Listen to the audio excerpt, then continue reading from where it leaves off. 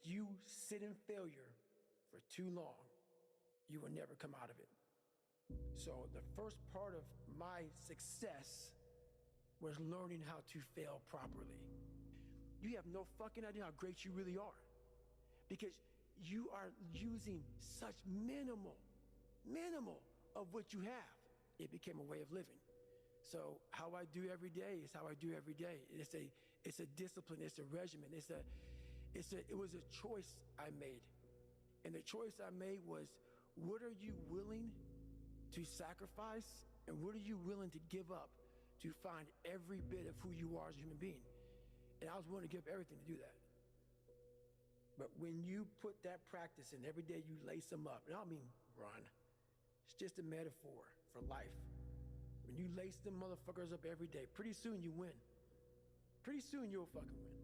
If you have the courage and the heart and the dedication and the mindset about everybody can go fuck themselves, the heck is gonna fucking suck.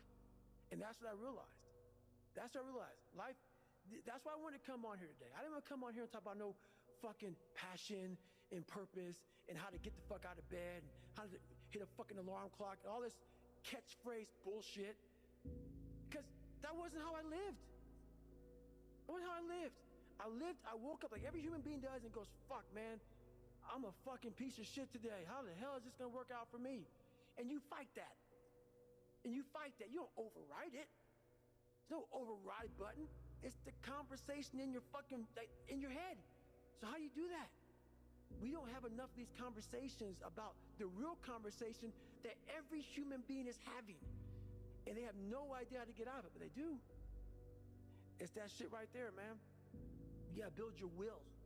Most people are missing something because they don't know who they are. They never examine themselves. They've never done this experiment on themselves. The lab rat, we're all lab rats, but you're also the scientist. You create your own self. Most people are missing something because there's so much trapped in there. I don't even want to say potential. I think that's word used out too much too. There's so much in you that God or wherever the hell you believe in, or if you're an atheist, in you that you have not unlocked, that you walk around with this gorgeous wife or great husband and all this money. You're like, God, I feel like I'm missing something. Yeah, because it's about 75% of you is still fucking in there. Still chained up because you just didn't want to find your willpower. Didn't want to find your soul, your will, your heart, your determination, your guts, your courage. And what that looks like, it looks scary. Like your little scary lab I went in. Scary. To wake up every day and say, I'm stupid, but I want to figure out a way to be smarter. Versus saying, man, I just can't do that. So you limit this box. So your box becomes so small of things you can do. My box wasn't even a box.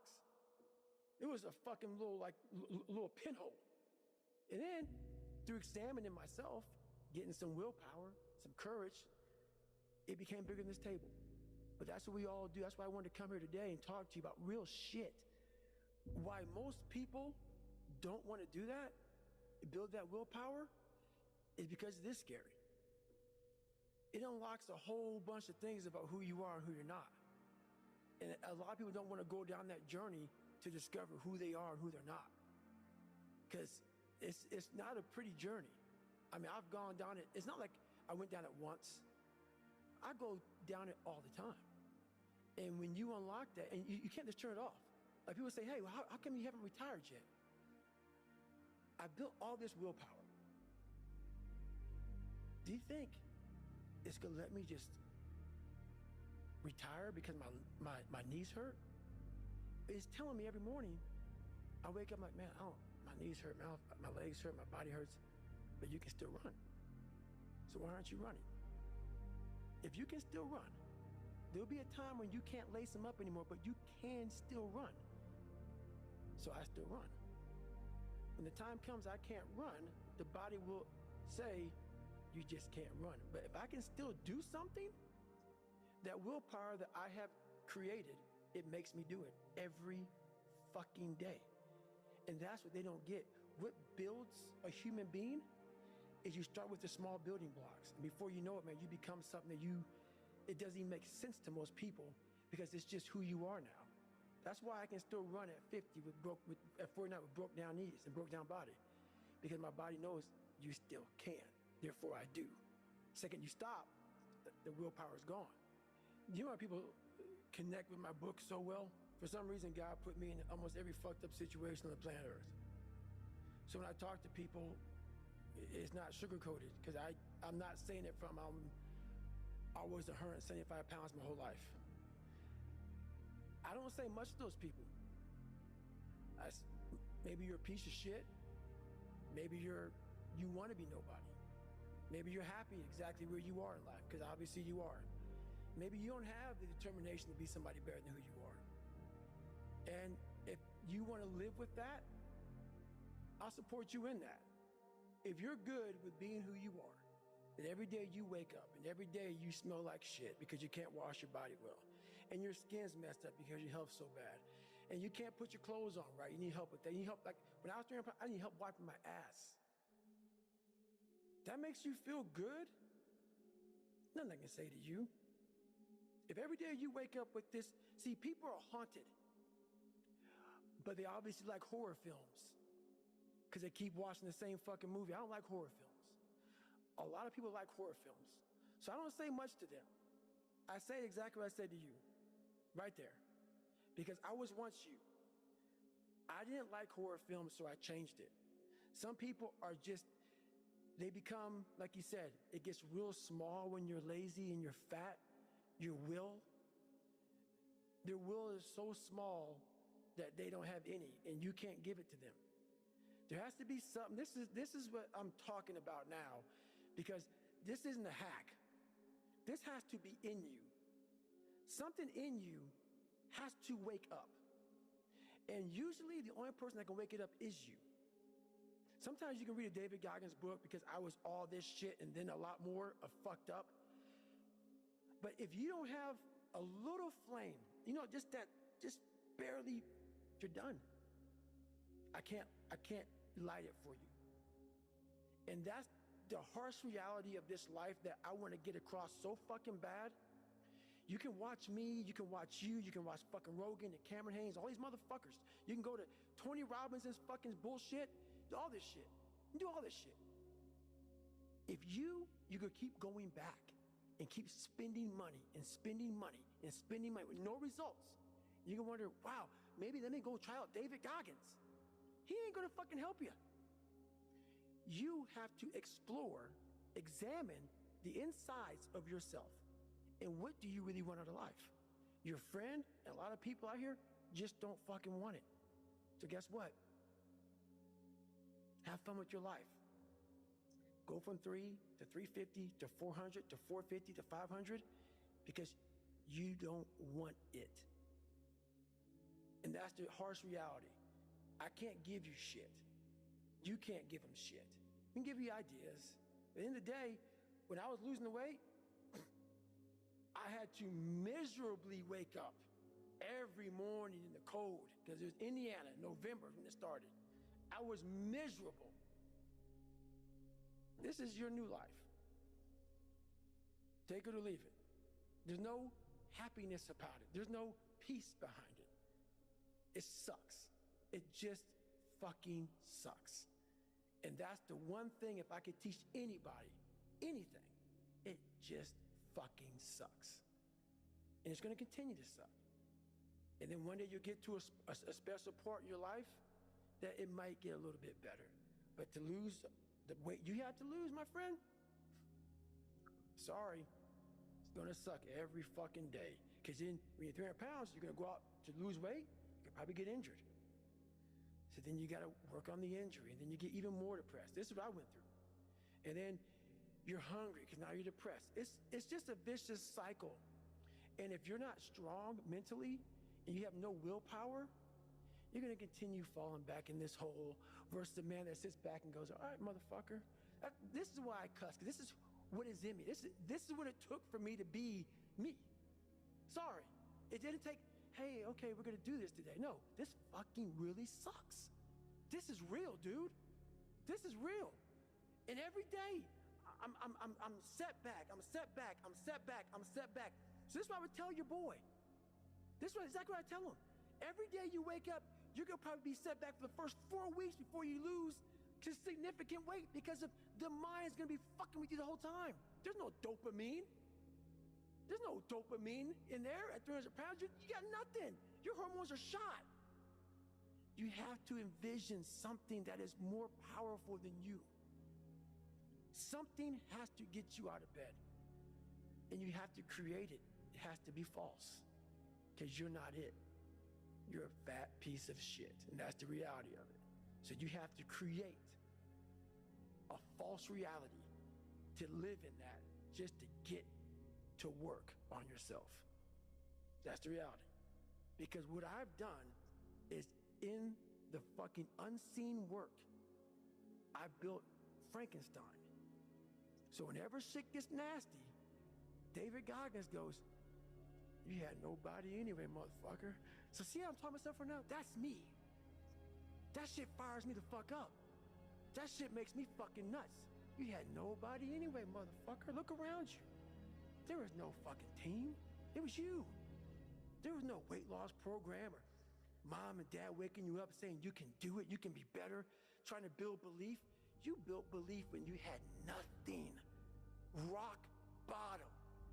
You did that. So as times get hard for me, the truth comes out. And my truth is powerful as fuck. It's real. It's tangible. I feel it. It comes out of my brain as I speak about it. I'm reliving every single dark moment of my life to be here.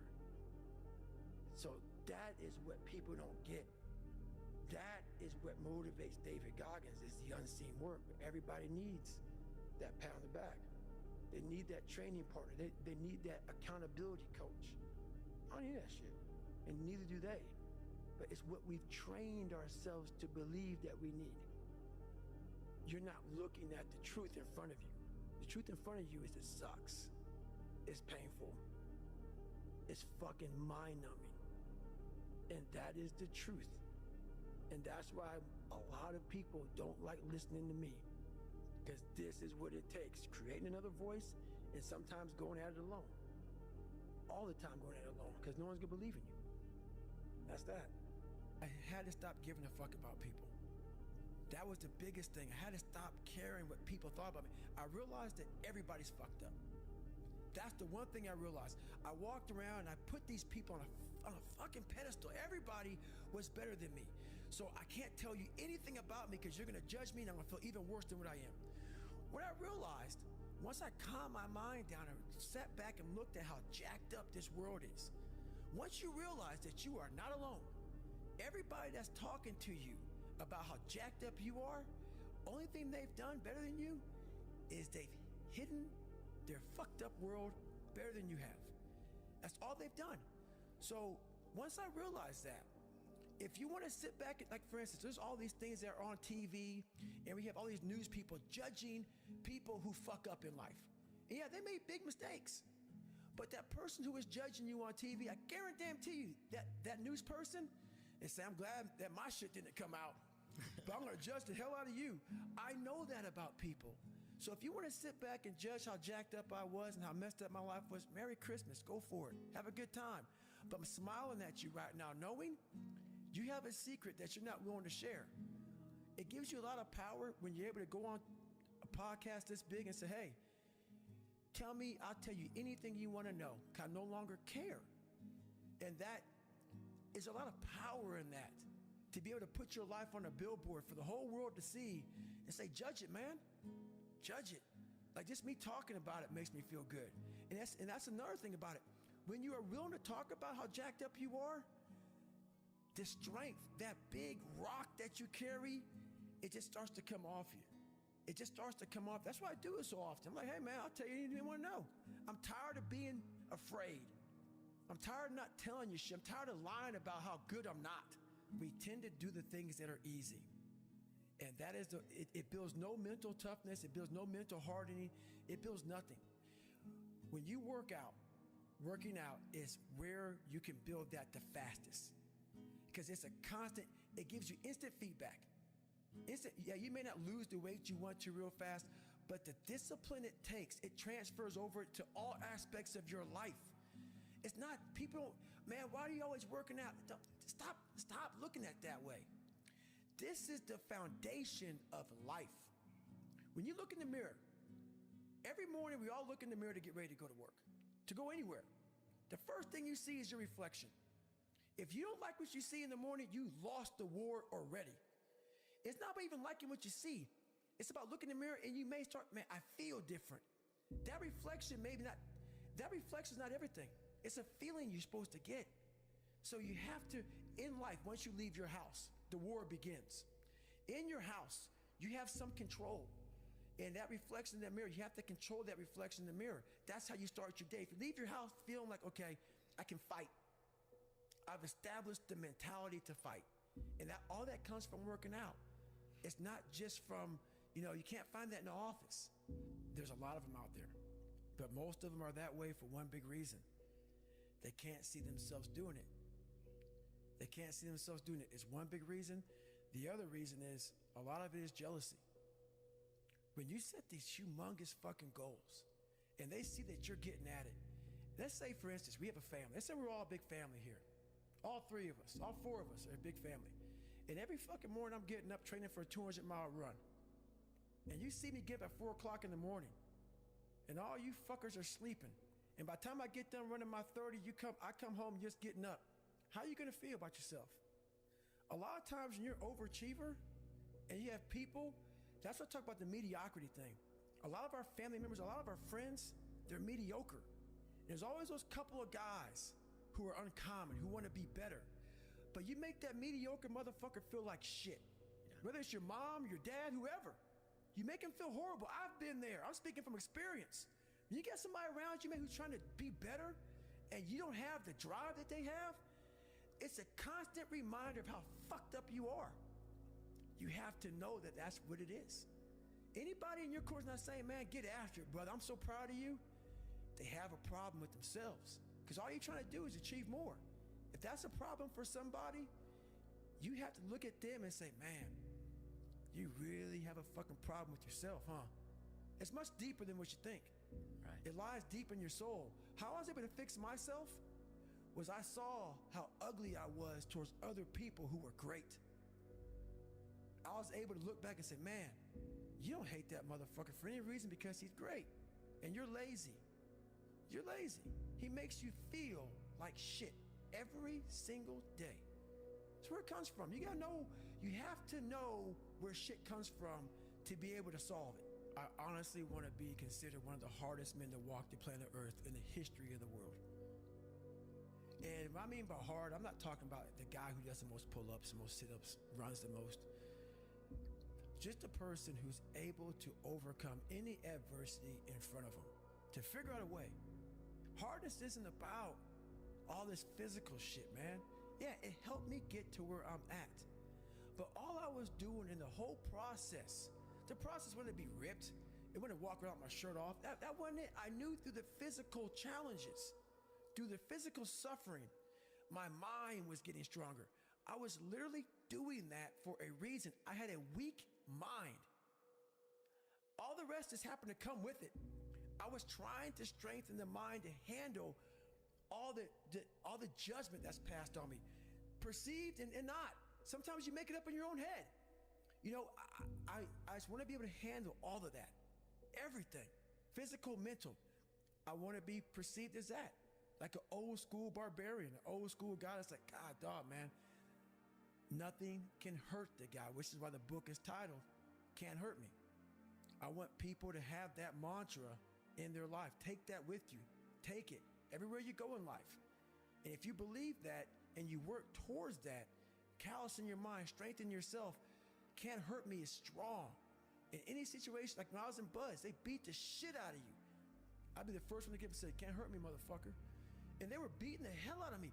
But you say that enough to you. False motivation becomes fucking real motivation after a while. I realized is I'm not a cookie cutter type of guy. Right. I'm not here to take your money.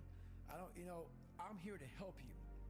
If you're coming in to work with a guy like me, who knows that you have to have thick skin to get better, you have to call yourself out. If you're fat and you're fucked up, I want to hear that. I don't want to hear you tap dancing around shit. So I don't take on many clients, because when you work with me, we're gonna get to the root of the fucking problem. And a lot of people don't want to go there. They don't want to talk about their childhood. They don't want to talk about their past. They want to get to the root of the problem, and then they go, why am I not getting better? Because there's a lot of shit in there you haven't dealt with, brother. You know, people go to the gym, like for instance, going through any kind of special operations school. These people go to the gym, they get big, they get jacked, they can run fast, all that shit. But the only thing they're doing is they're coding over the mind. All you're doing is building a bigger, stronger quitter. Your mind hasn't gotten any stronger because you haven't gone back in there and dealt with shit. So the second adversity comes, like, my God, I'm so fucking fit. What's wrong? Your mind is still soft. So I work on the mind. It's hard for me to respect people who are able to come into that world and leave. Sure. This is a fucking lifestyle, man. Like, and people wonder, why am I not achieving more? It's because all of us, once we achieve something, we celebrate for a long years fucking time. And we wonder, why don't I have drive anymore? Where's it all at? If you don't develop a routine of suffering, and suffering is not like go out and kill yourself every day, it's being uncomfortable. Yeah. That keeps you hungry every day. If you live in your victories for so long and say, I'm going to go challenge myself for 30 days or for 2 weeks or run this one marathon, and it ends, I did one marathon. Okay. That's why it leaves you. It leaves you because you haven't set up the next obstacle. Obstacles is how you grow. You must continue to have friction. Friction is where growth is at. With no friction, there's no growth. Make up your own mission statement. What do you want to be in life? And once you do that, now you can work with somebody to get better. You can work with yourself to get better. But until you know what you want to stand for, you will always just be sitting down. You'll never stand for anything. But guess what happens? That alarm clock goes off at 4 a.m. to train. I don't want to be a SEAL today. Or I don't want to be whatever today. I'll start tomorrow. And that's the usual pattern of people's lives. That's why I talk about clearing out the mind. Until you really want to do something, you always get to be a talker. You always get to run your fucking mouth. So if you wake up in the morning and you don't want to do something, you don't care enough about yourself. And that's what you need to really research is, man, why am I not doing this for myself? Because that is the number one purpose in life, is to better oneself. All those things of comfort are there in that 1 second. And this is where people lose. So what I do in that 1 second, because we all think about quitting when shit's hard. But what you have to do in that 1 second is hard to process information during pain. Because that pain takes over and you can't think rationally. You're thinking about fight or flight, save yourself. That's not a rational thought. It's not a thought that's going to get you through hard times. Most people fail that 1 second. So what happens, what I do in that 1 second, and there's a bigger process to all this, but in that 1 second, I physically stayed in that water. Because if I get out of the water, I quit. So I physically stay in the water, but mentally, I'm on the fucking beach with the fucking instructors. And the instructors, it's cold outside, so they got these parkas on. They got their cup of fucking Joe, and they're warm because they've already been through it. So now it's your turn to go through it. So mentally, I get back with them. I'm still in the water physically, but mentally, I'm back with them. I'm chilling. I got my parka on, and now I'm thinking logically because I'm warm now. Mentally, I'm warm. I've taken that 1 second. Let's not quit yet, Goggins. Let's fucking think about your options. Where are you going to end up if you quit this shit? Where are you going to go? What are you going to say to yourself? Because you know you're going to get warm. The second you get out of this water, you can take a shower, and you could be warm. And in 5 days, you could be out. So I start thinking logically. I calm my brain down because your brain just wants to get the fuck out. Ring the bell, push your helmet down, get warm, and then you're really fucked. And these are the things you have to think about in the 1 second decision. So that's what that's all about. It's about gaining control of your mind, putting things back in the proper perspective and then saying, I really do want to be here, and I'm going to have a bunch of these 1 seconds through this 130-hour journey. And I have to learn to control these, because if I fail one of these 1 seconds, I will not be a SEAL. I will not be a doctor. I will not be a lawyer. I will not be whatever the fuck it is. So that's how important that 1 second decision is. It's all about your mind takes control of you. You have to say, fuck you, I run this motherfucker. And that's what that's all about. So every morning starts with a run. And that's because that's the one thing I hate to do more than anything in the world. So that's like my cup of coffee. And I'm all about armoring yourself. So the second you leave your house, and the second you open your phone, the second you do any of that shit, you are now letting in poison and cancer. So I make sure a lot of things you can't avoid.